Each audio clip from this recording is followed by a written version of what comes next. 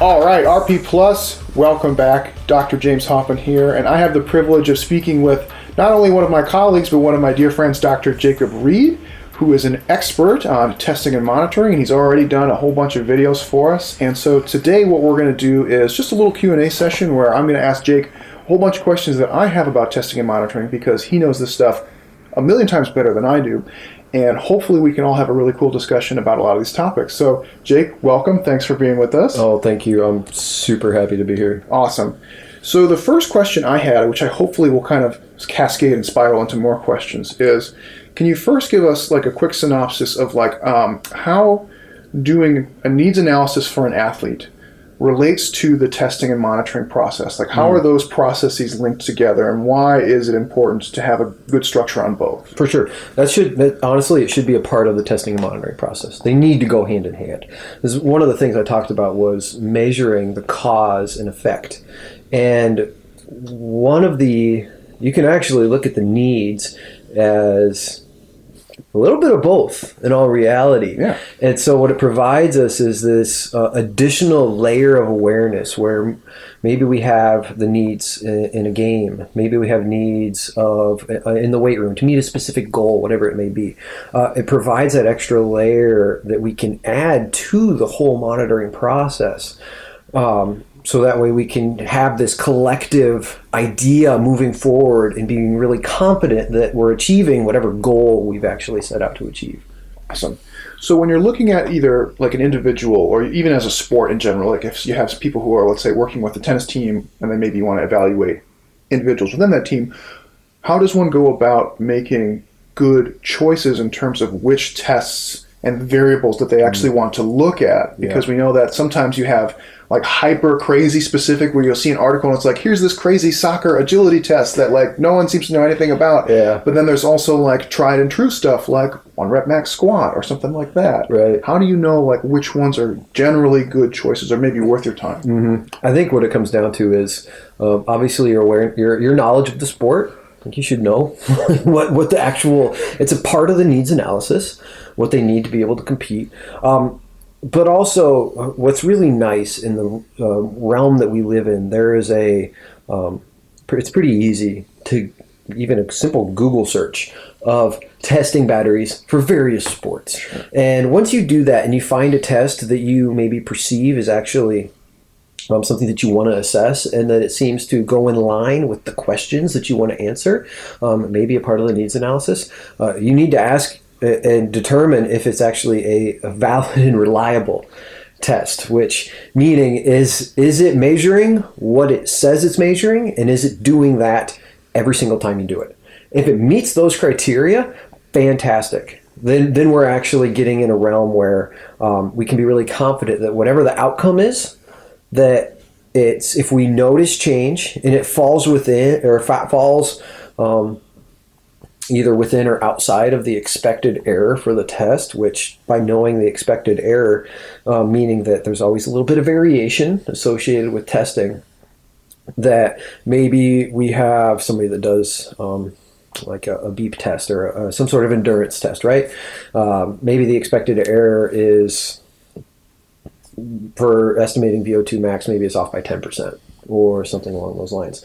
Well, if you show that from a pre-test to post-test, there's an improvement of, say, 15%, now we can actually be confident that whatever change has occurred is actually true. Whereas if we see that there is a 5% improvement in change from pre to post, but that's within that 10% expected error, we don't know for certain that that's actually true change. They actually, in reality, might still be normal. Like they might be at the same spot they were. So it's this, is it valid and reliable? Does it make sense for my question? And do I know at least a way or what the expected errors is within the test to ensure that whatever change I observe is actually true change? So how does somebody who maybe doesn't have a ton of stats background, like if somebody who doesn't know what an ICC value is or something like that, how does one try to figure out which tests are good? Or maybe a better question is like, what are some tests that are pretty universally good? Like you can't really go wrong, and then maybe some that are hit or miss sometimes, but not always. Absolutely. Any of the basic, so say if agility is your cup of tea, any of the basic agility tests, T-test, anything that's been around a long time. It's really what it comes down to. Vertical jump, broad jump, 1RMs, power cleans, anything along those lines. The beep test, to very traditional laboratory-based tests of endurance performance, whether it be anaerobic, aerobic, like anaerobic, like with the Wingate, aerobic with the typical VO2 max. Anything that's been around a really long time is your best place to start. Starting to make up your own stuff is really when you get into the realm of danger, because you might make up a test that you think, oh, this is exactly what it's answering, and this is exactly what I'm going to find out, and nobody else is doing it, and we're super unique. That happens to turn out that you're measuring the exact opposite thing that you think you are, and then you make a decision that's wrong, that totally messes up your entire process.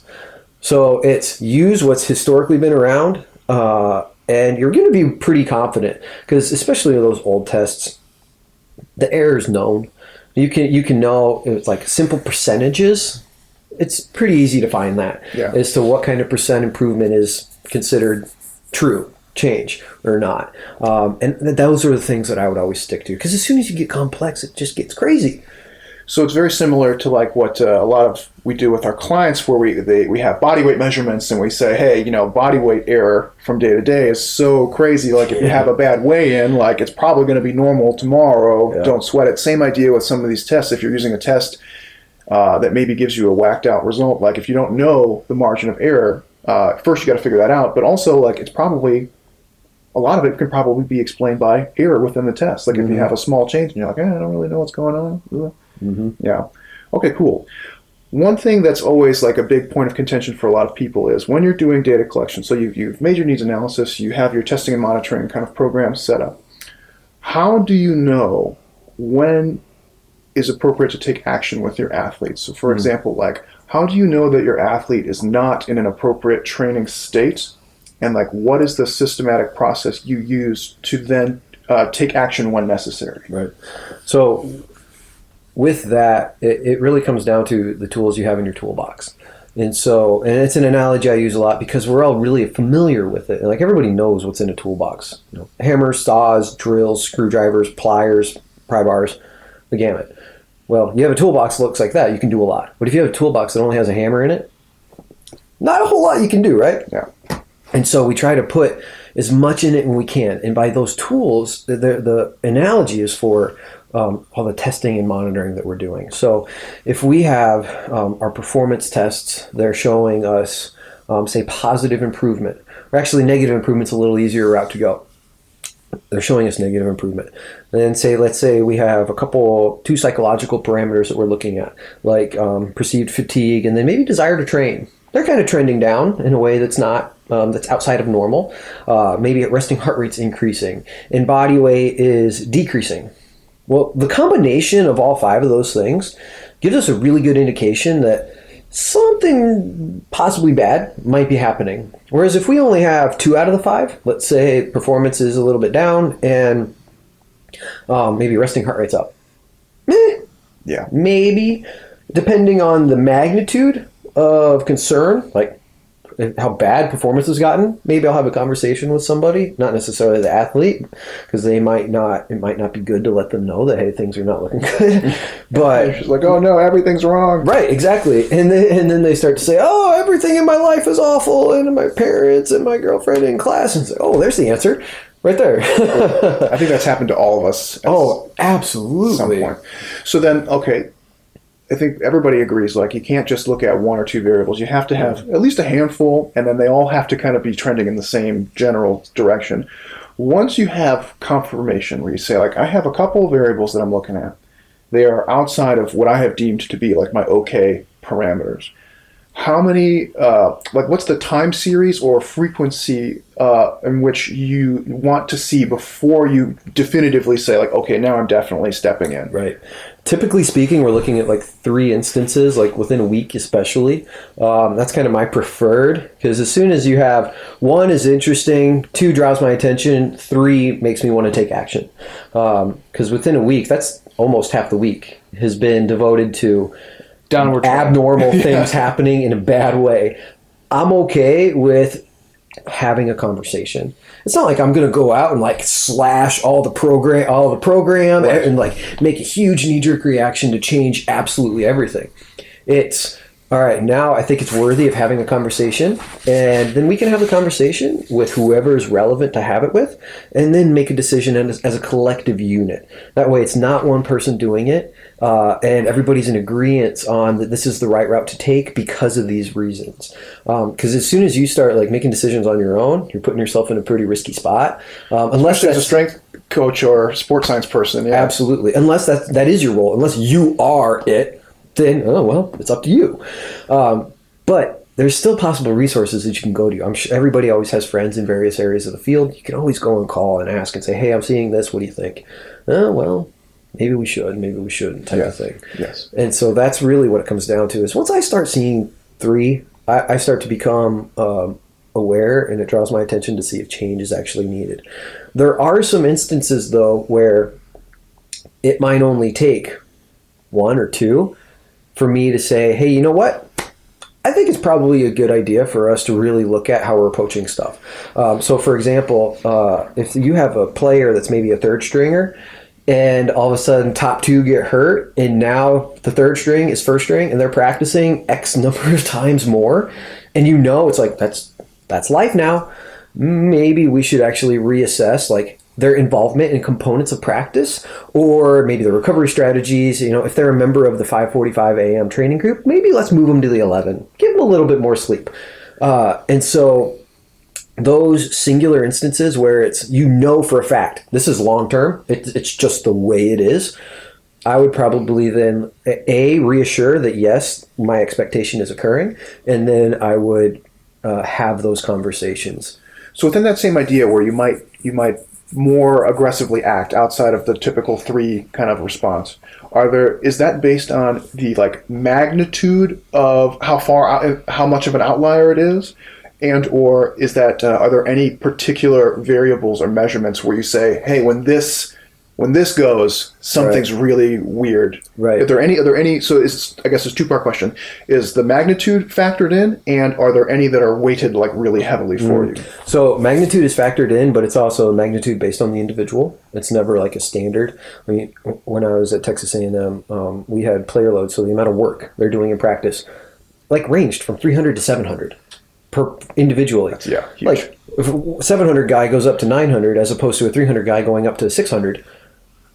Big difference, Yeah. right? So that magnitude is individual dependent.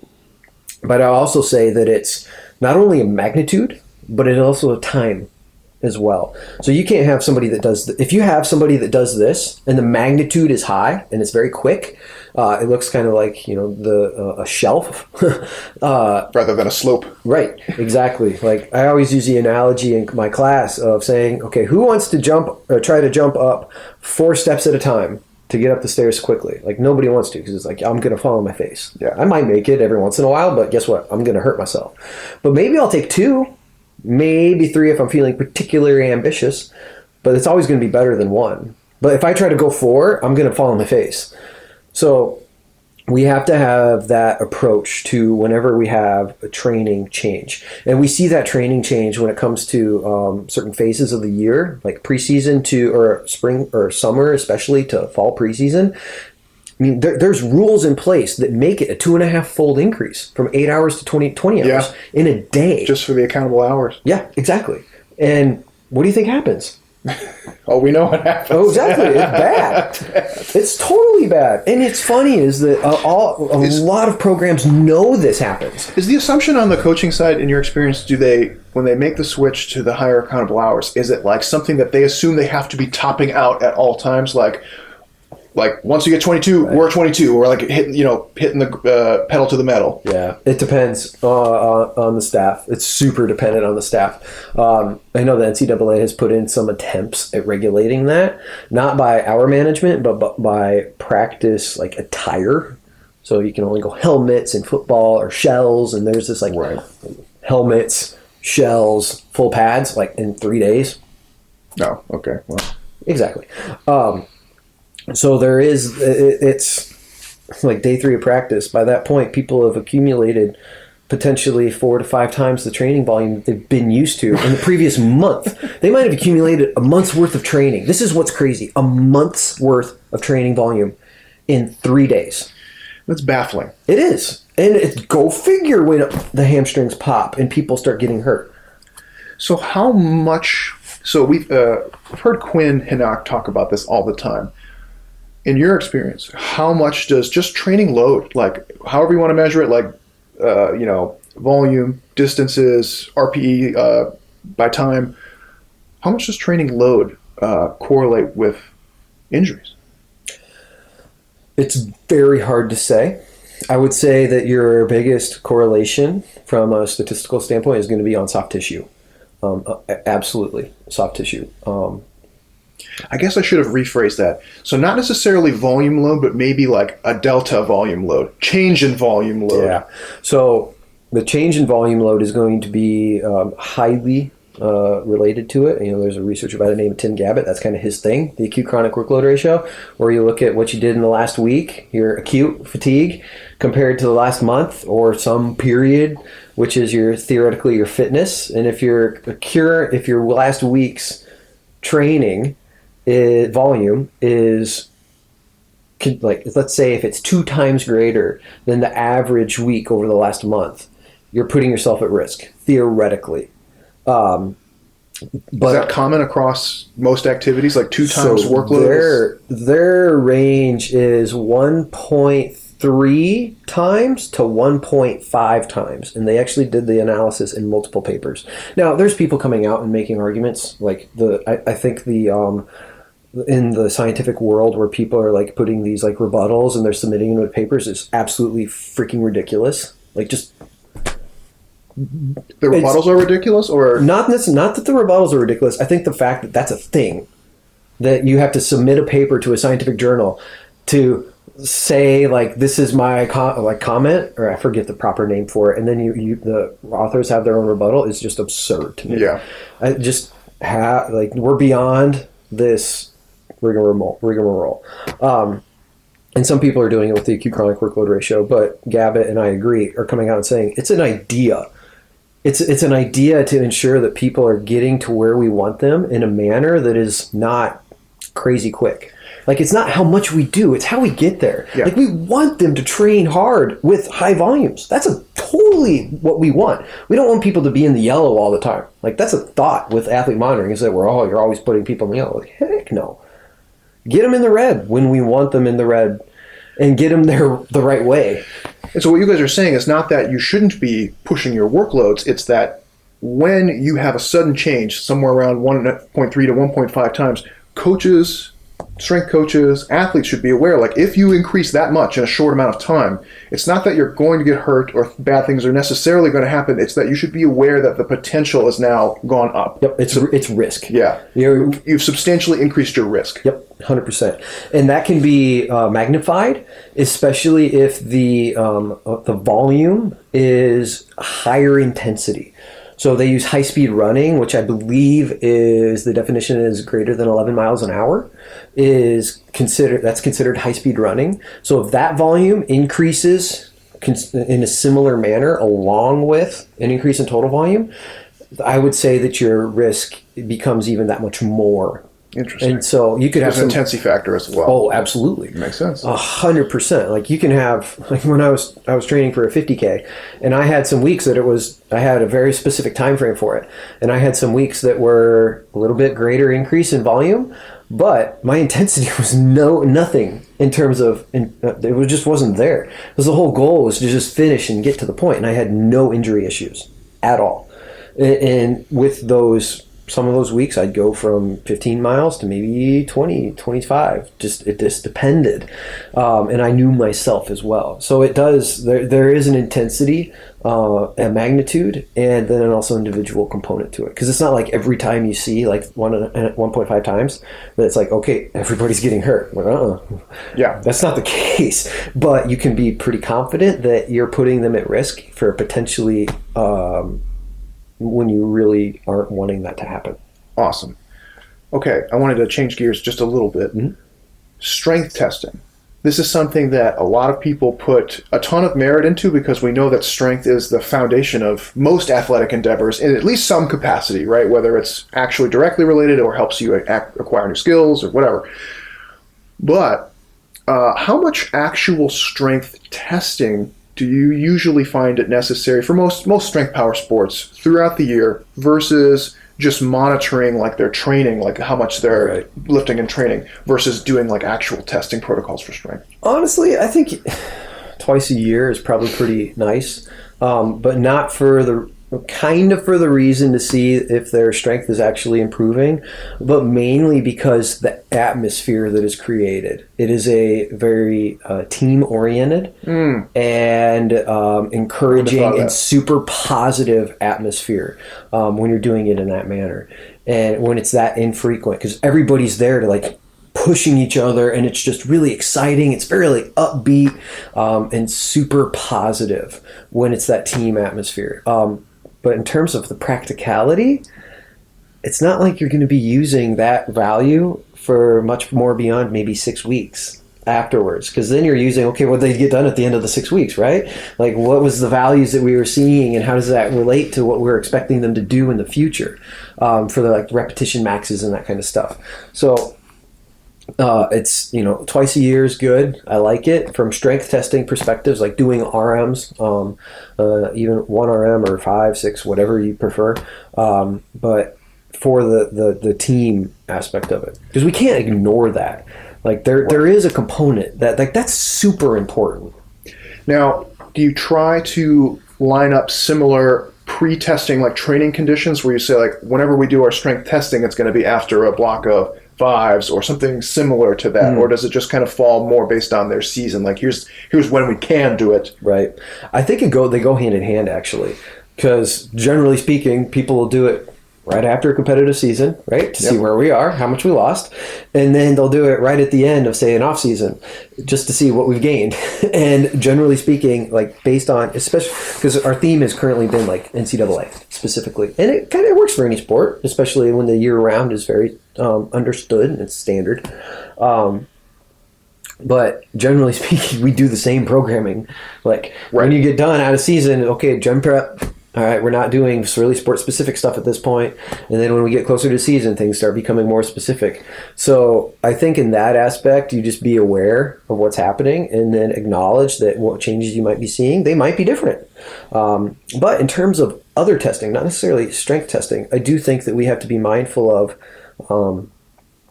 not 100% what led to it, but, and this actually does apply to strength testing as well, but what environment we've created. So we did a study where we assessed mental toughness on physical training.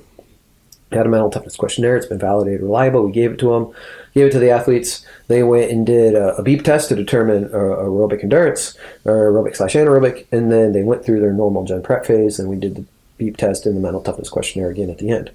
Super simple pre-post test. But the key for us was that when we were doing the beep test, that the environment was exactly the same. So in other words, anybody that was present was not giving encouragement. Athletes weren't allowed to give encouragement. Coaches, staff were not allowed to give encouragement because it was we wanted to see mental toughness, like the individual, not what the external environment group was causing. Exactly. So, which you could argue that the presence of the other players competing in that same manner is in its own, but okay, fine, whatever. I agree, it might be.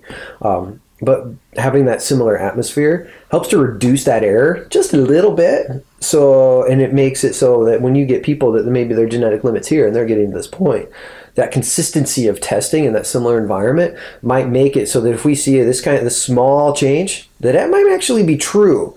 So it helps to make sure like measuring those small changes are really important. And when you have a test that might inherently have a large amount of error, and it's just a test of a quality that always has large-ish error anyway. Not like so large it's not even worth doing, but so large that this kind of change might be more than what is necessary, or more than they're actually capable of. The stability of the test is important in that manner. Excellent. Okay, this is a long-winded question. Bear with me. Mm-hmm. One of the really popular topics right now is auto-regulation, which for most of you guys watching, that's when you basically use fatigue management strategies on a needs basis, right? So not necessarily following a plan to deload or light session schedule, but kind of doing it when you have data that suggests it's a good time to do it. Part of that now has gone into the tech scene, right? And now we're starting to see like commercially available monitoring tech for people. Like there's like the Whoop thing. There's all sorts of different little devices out there that are supposed to be useful for fatigue management, and maybe not. But then what I think is really interesting is this idea of using them as a basis for doing auto-regulation, right? In which I think we can agree a lot of people who are just laypersons don't have the knowledge base to really do auto-regulation effectively until they get some knowledge under their belt. But what I want to know is, do you think that is a real feasible option for most people who are using some of these products or services like Whoop, just as an example? I'm not trying to call it any particular tech, but can we use those things reliably to make pretty big decisions, right? Like should I extend my mesocycle out, or should I actually shorten it to do auto-regulation based on the data that I'm getting from this device, which is telling me like you're fatigued or you're not fatigued or whatever. For sure. What do you think about that? I think it's still in its infancy, and any technology that's in its infancy, I'm going to wait, because those technologies are expensive. $500 for a watch. And some need a subscription. That doesn't tell you time. It doesn't tell you time. It doesn't even have an app, like a time app that you can download. No, there's no face. The Whoop has no face. Oh, that's true. It's just a flat thing. Yeah, it's a band. It's a bracelet. So I think that in its infancy, and even Whoop, it's 4 years old, or a little bit older even right now. Yeah. Like, it's not technically its infancy anymore. I'm always cautious. Always cautious. And one of the primary reasons is because I don't like it when something is telling me that I'm, say, in the red, or I'm in the green, or I'm in the yellow, and I don't know why it's telling me that. And I think a lot of companies are, naturally they like to be protective of their algorithms. Okay, that's fine. I understand that. But I still think that there needs to be some degree of understanding that if I'm making decisions that are important to my performance, and I'm relying solely on this piece of technology, I shouldn't be relying solely on it. You should also be using other metrics like your toolbox. Yes. Absolutely. But if I'm using that, I should be aware of why it's telling me the things it's telling me. I've grown into be a kind of a fan to a degree of Whoop because of the strides that they've made over time. Do I think the cost is worth it? You can do the same stuff for free. Yes. Let's put it that way. Okay. It does take it so that you have to put a little bit of time into the collection and analysis, but you also then understand what goes into it, and you understand you're not spending that money. So it can be useful for auto regulation, but we need to be able to use other pieces to put the puzzle together. It's not the only piece. Excellent.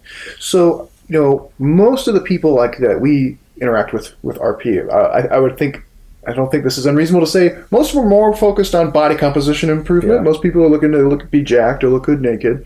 So for those people who are primarily just have aesthetic physique goals, what types of things are worth their time and effort to test and or monitor periodically that could actually be giving them some useful information? So, no doubt we always tell them body weight. Yep. Body weight's usually the one that we start at. What other things are actually practical in the sense that maybe they're not super invasive, nor do they cost a ton of money, but they're things that you can do and actually can give you some useful information? Oh, absolutely. Going back to the cause and effect, right? We need to measure the dose. The cause and effect dose response kind of go hand in hand a little bit.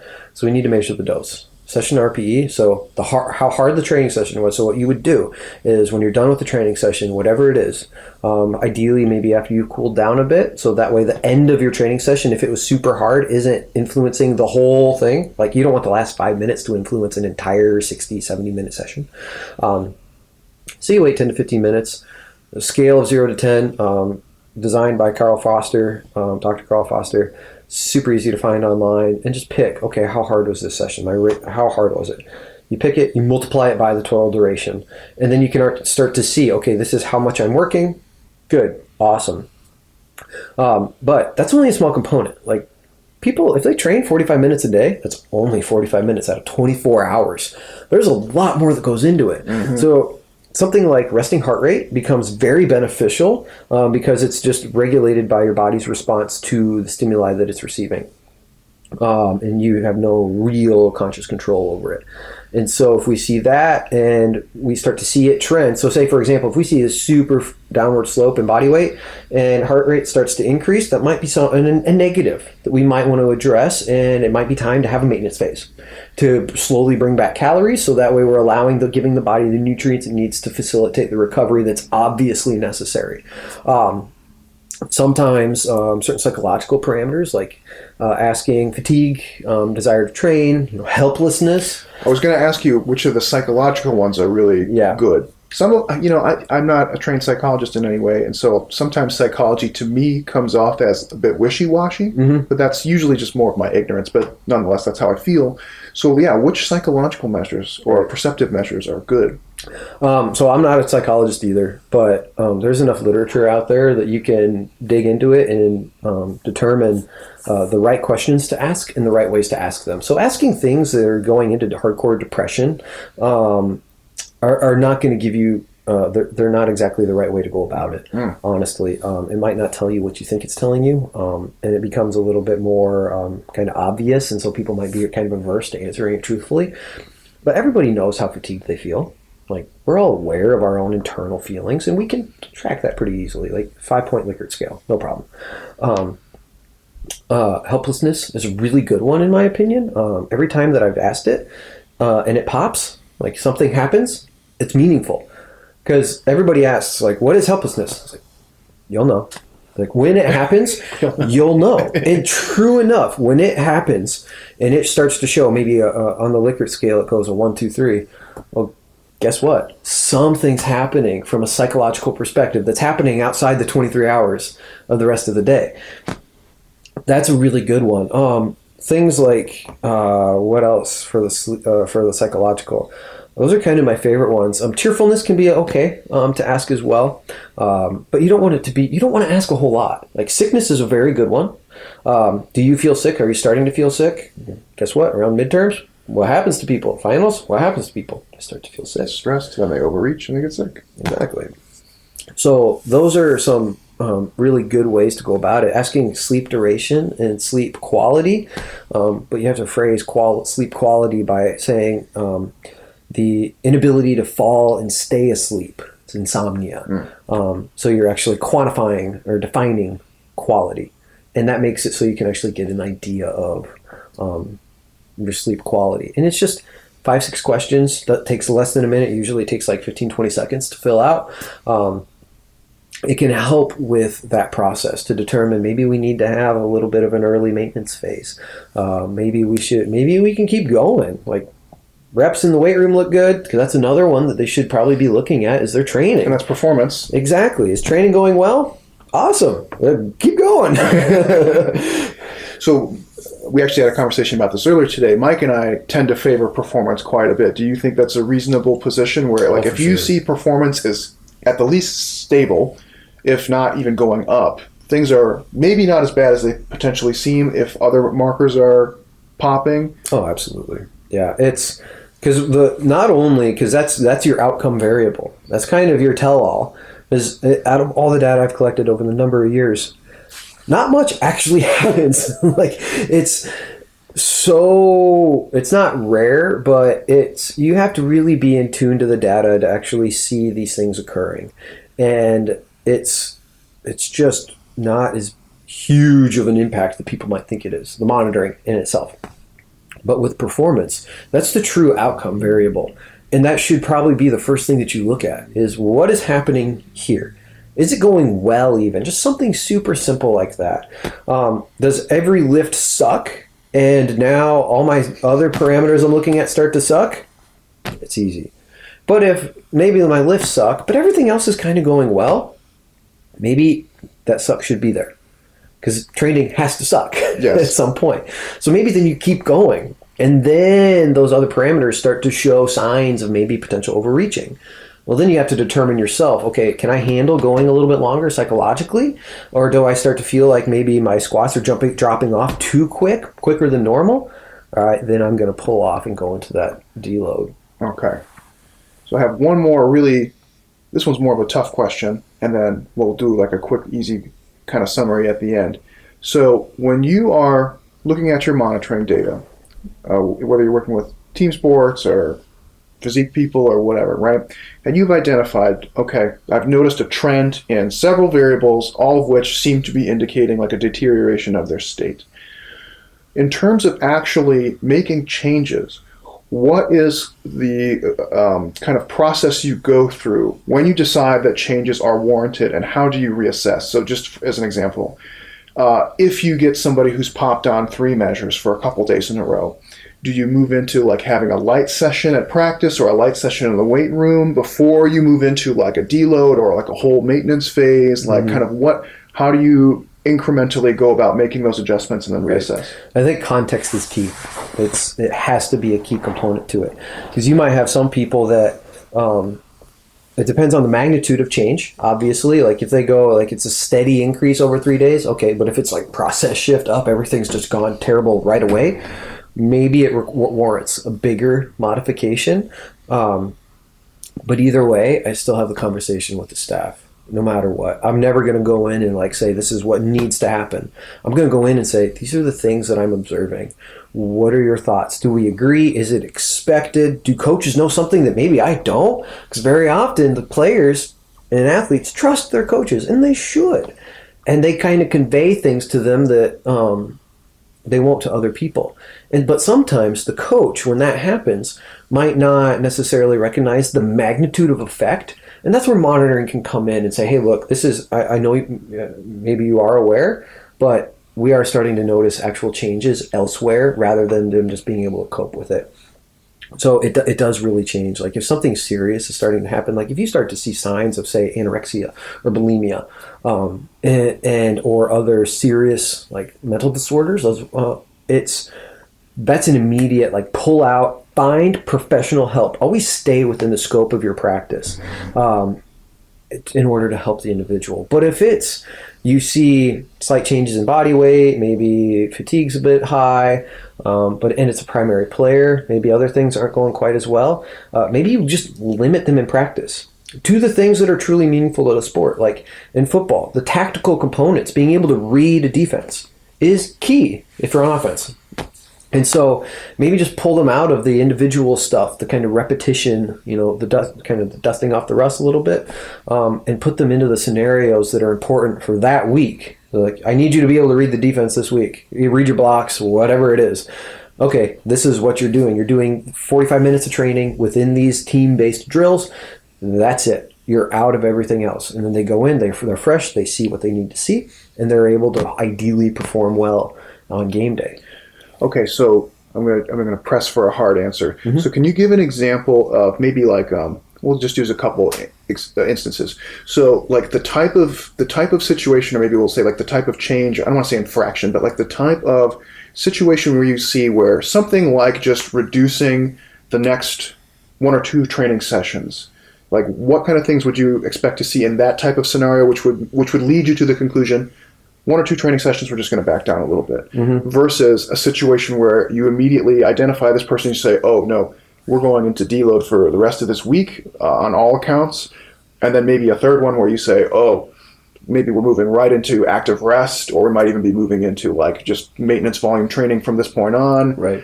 So what kind of things, even just in a general sense, like what would be like a pop for each one of those 3? So let's go with the lower one of the kind of slight modifications. I think a good example of that is when you have maybe team sport, maybe an injury on a team, and another player has to learn maybe a new position. And so what it takes to learn that new position might require some more volume than expected because they have to do more repetitions. And so that might be a scenario where, again, you take them out of the things that are relevant, and you put them into the things that are actually relevant. Alternatively, maybe it's somebody has just an acute soft tissue injury, And then you still need them to be able to perform well. You do the same scenario. Maybe you have somebody that is having sleep issues, or somebody that is having class issues. Same scenario. Like, put them into the areas that have the most magnitude of effect to the outcome, and modify it as necessary based on those types of situations. But it's things that are going to be easy to change relatively quickly, right? They're not, because the next two are long-term ramifications for change. And so, you get into the second one, maybe you see this, the classic example of the heart rate and body weight, right? Heart rate is trending down over time, which is good because that's a positive endurance adaptation, because the heart, something like stroke volume is increasing, right? Preload's increasing. We're getting this more blood flow per minute, which is outstanding because the heart doesn't have to work as hard. But then body weight may be trending down as well, which, okay, whatever. But then you see the heart rate shift up, and then you see the body weight go down. At that point, after maybe a week or two, I might say we're going into deload, because the tissues themselves are likely deteriorating. The body's trying to fix it, but something's not getting fixed. And you're seeing signs of what is essentially like chronic and accumulated fatigue at that point. It's systemic. It's not just like, oh, my quads are really beat up today. It's like, okay, now I'm actually seeing whole body system changes. 100%. And so there was actually a scenario going into the third one where maybe you take that, well, if that one extends out longer than you had expected it to, or if you get done with the deload and things aren't better. Still deteriorating. Right. And then you say, all right, we really need to go into some considerable active rest period. But I had an instance where an individual's father had passed away unexpectedly. Ugh, rough. It absolutely felt terrible for that person. And in the questionnaire, they had said their father had passed away. I don't know why I'm telling you this, because it was in what's sore. But it was the only area they could type. And that's where they typed it. And they just had to tell somebody. Right. And what do you think I did when I saw that? I emailed the staff. I was like, look, this has happened. I don't know if you're aware of it or not, but we need to provide this individual all the help that we can. And in that scenario, it might mean that they get pulled out and they're given the time to be able to cope appropriately with that tragic incident. So it's, there's a lot. Those are two totally different scenarios, but they are things that we do need to be aware of. So it's a lack of recovery for the one, but it's a psychological thing where your mind is just not where it is. And if your mind's not where it is, like focused on the event, you're putting yourself and others at risk of injury. Your performance isn't going to improve, and it's just you're delaying the coping process, which is not, it's just not good. And like, even on like, this is like typical Mike and James argument, but then at that point, all those things are happening, but you're still doing training, and that training is still concurrently generating more fatigue, right? So now you're just getting into the junk volume situation where you're doing training, you're not gaining anything, you're just making it worse, right? So you have all those things factoring in. That was a really good answer. So there's been like a couple themes after hearing you speak all day today, where it seems like when we're looking at monitoring, testing, all these things, we have to think of cause and effect, right? So I have to measure something that is definitely related or definitely influenced by the outcome that I want, right? So I'm measuring something that says this influences B in some major capacity, right? And we also are looking at things like, one of the biggest themes seems to be training load, where training load of just despite all the cool tech and all the different variables, and like, oh, I can look at these acceleration bands and I can look at this distance traveled and all these cool things. Ultimately, one of the big take homes is usually adjust the training load, right? Not necessarily like do less technique or do less something specific. It's training volume has to come down one way or another. So if you can give like just maybe a couple like good bullet points, like what do people need to know to have an effective testing and monitoring program for themselves or for their clients? Probably mostly towards, I would say maybe geared towards people doing physique and health training. For sure. What are just some quick like, hey, here's kind of 1, 2, 3, this is what you need to know. Okay. Well, when you're going to go out and go through a monitoring process like this, stick with free first. And by free, it's like the measuring and training load, like 3-session RPE and duration. Use questionnaires, your own internal questionnaire. They're really easy to develop. You can use Google Forms for it, or you're just on paper and pencil. 5 to 7 questions, just asking basic, like fatigue, some psychological thing like cheerfulness, desire to train, sickness, heart rate, resting heart rate, and body weight. And then finally, I'm going to go to 4 bullet points. That's fine. Third bullet point is be consistent. Just like in order to get the goals, to attain the goals you're looking for, like you need to be consistent in training and diet, you need to be consistent with this monitoring process. It's not something where you can do it. Like sometimes, yeah, you can do it 4 times a week, especially with questionnaires, and it's okay. But if you miss 4 days of training volume, you might as well not be doing it. Like you have to be consistent. If you're going to be consistent in one realm, you have to be consistent in all of them. And then the last one is don't freak out if things start to show you that they're not going well on paper. Just like when we see body weights increase and people are like, what's going on? I was spot on. Like, well, you're a human. Things change day to day. It's okay. Like females, is your period coming up? Like that's going to be a big one. Did you just travel? How many people forget that? Oh yeah. Like, oh, my body weight, I'm so crazy right now. Like, are you on your period? Like, oh yeah. Yeah, exactly. Like, is it coming up? Yeah, how'd you know? I've done this a little bit. I've had people ask me when their menstrual cycle is going to come up. I'm like, this is not my job. I've had a few instances where it's like, hey, this is, and I've said to them, I was like, hey, FYI, this should be about the time period that it's popping. So just be aware of that, please, as you move forward. But those are your 4. Like, do the free stuff first and do it well. There's no reason to go crazy with spending money. I hate spending money personally on things that I'm not 100% certain are going to be okay, and that I'm not 100% certain I'm going to be consistent on. Yeah. So do the free stuff first. Oh shoot, I forgot the others. There was consistency. Consistency was 3. Don't freak out, and then I forgot the 4th. I did too. It's okay. It's on the earth. It's like 3 minutes ago. Just rewind. We forgot. Yep. All right. I want to thank Dr. Reed for coming in.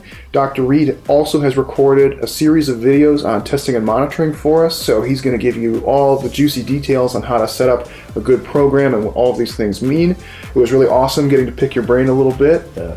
Stay tuned for more from Dr. Reed, and we'll see you again soon. Yep. Thank you.